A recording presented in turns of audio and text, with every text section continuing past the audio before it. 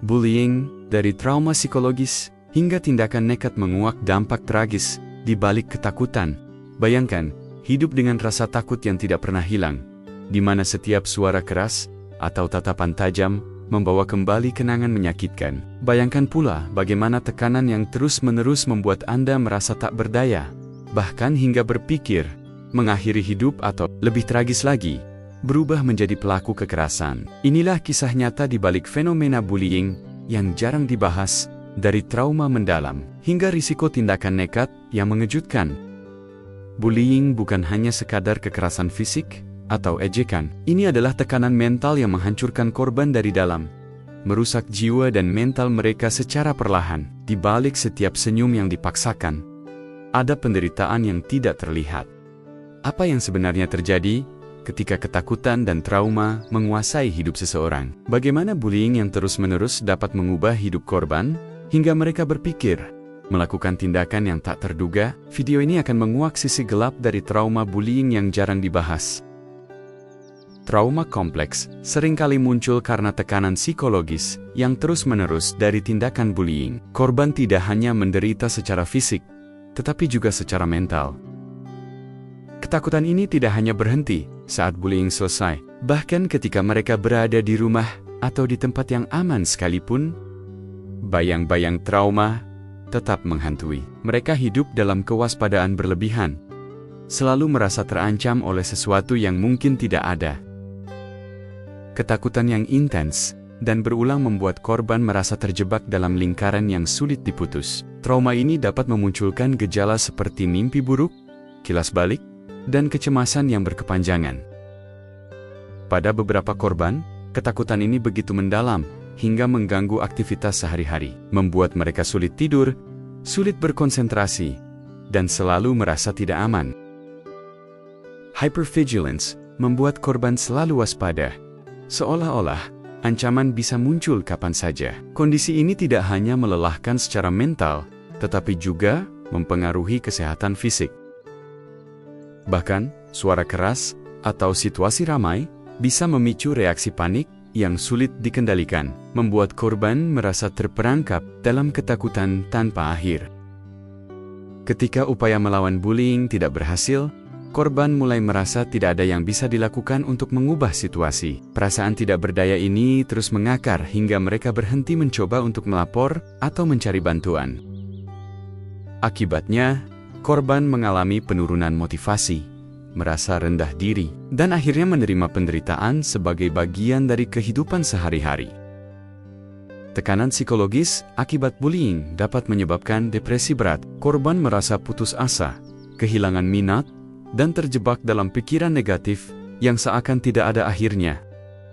Pada kasus yang lebih ekstrem, depresi berat ini dapat mendorong korban pada pemikiran atau percobaan bunuh diri. Inilah sisi gelap dari bullying yang sering tidak disadari oleh lingkungan sekitar.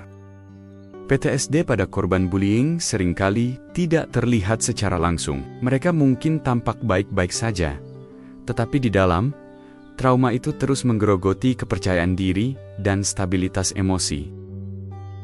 Gejala PTSD pada korban bullying meliputi kilas balik, mimpi buruk, serta rasa cemas yang berlebihan terhadap hal-hal yang mengingatkan pada perundungan. Ketakutan dan rasa tidak berdaya yang terakumulasi dapat berubah menjadi agresi terpendam. Pada beberapa kasus, korban yang merasa tidak mampu lagi mengatasi rasa sakitnya bisa berubah menjadi pelaku kekerasan.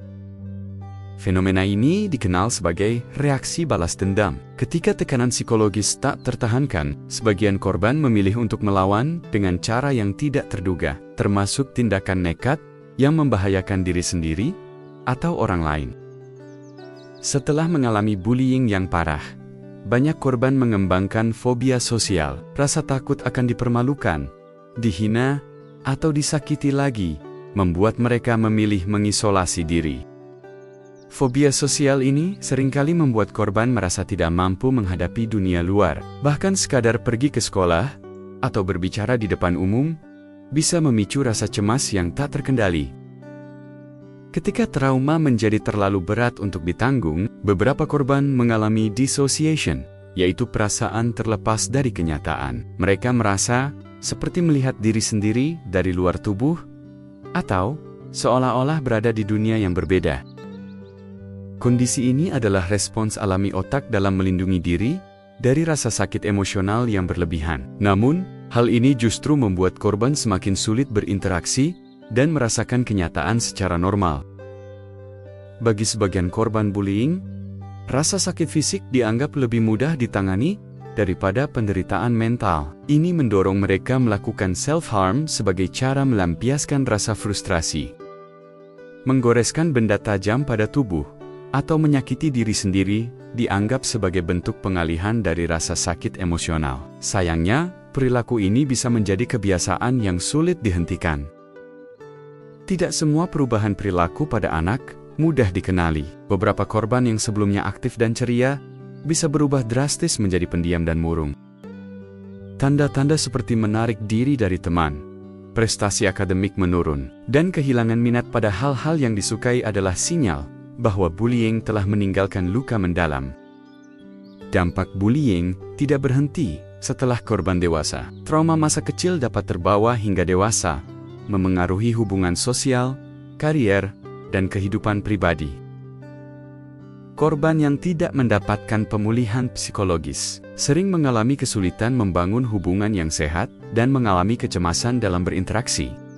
Tekanan psikologis yang terakumulasi dapat berubah menjadi agresi yang tidak terduga. Beberapa korban yang merasa terpojok memilih melawan dengan kekerasan sebagai bentuk pelampiasan.